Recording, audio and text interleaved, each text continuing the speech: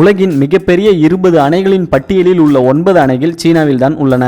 அது மட்டுமின்றி உலகின் மிகப்பெரிய அணையான த்ரீ கார்ஜஸ் அணையும் சீனாவில்தான் உள்ளது. இந்த மாபெரும் அணை பூமி சுற்றும் வேகத்தை குறைக்கிறது. அது எப்படி என்பதை பற்றி இப்போது பார்க்கலாம்.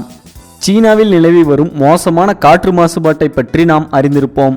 மிக வேகமாக முன்னேறி வரும் இந்நாடு இதுபோன்ற மாசுபாடுகளை குறைக்க பல திட்டங்களை அமல்படுத்தி வருகிறது. அதில் ஒன்றுதான் மின்சாரம் தயாரிப்பில் மாசுபாட்டை குறைப்பது.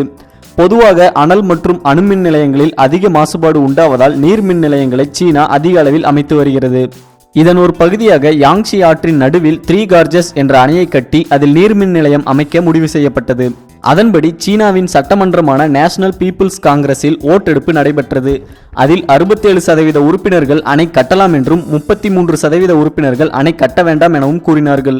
இவர்கள் எதிர்ப்பு தெரிவிக்க காரணம் அணையை கட்ட 200 பில்லியன் அமெரிக்க டாலர்கள் தேவைப்படுவதோடு அந்த பகுதியில் இருக்கும் மக்கள் 12,50,000 பேரை இடமாற்றம் செய்ய வேண்டும். மேலும் 2335 மீட்டர் நீளமுடைய அணை என்பதால் பல சுற்றுச்சூழல் பிரச்சனைகளை சந்திக்க நேரிடலாம்.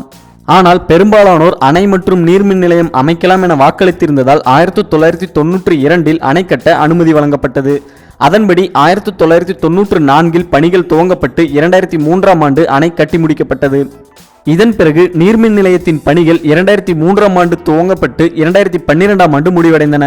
இந்த நீர்மின் நிலையத்தில் நாள் ஒன்றிற்கு சுமார் 22,500 மெகாவாட் அளவிலான மின்சாரத்தை தயாரிக்க முடியும். இந்த ஒரு அணையில் உற்பத்தி செய்யப்படும் சக்தியை வைத்து New Zealand, Ireland, Costa Rica, Bahamas, Rwanda ஆகிய 5 நாடுகளுக்கும் தேவையான மின்சாரத்தை வழங்க முடியும்.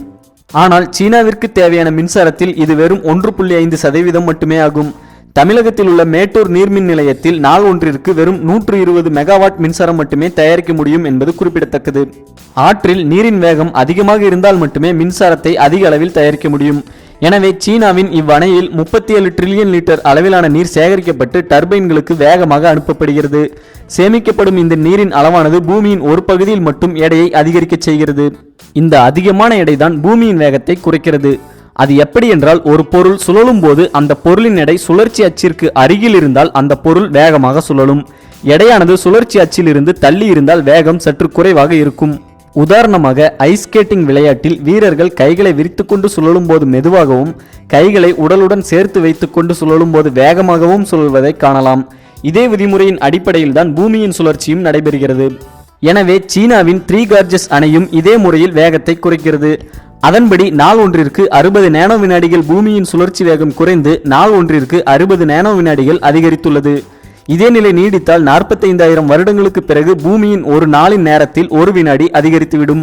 இது மட்டுமின்றி வட மற்றும் தென் துருவ பகுதிகள் 2 சென்டிமீட்டர் நகர வாய்ப்புள்ளது.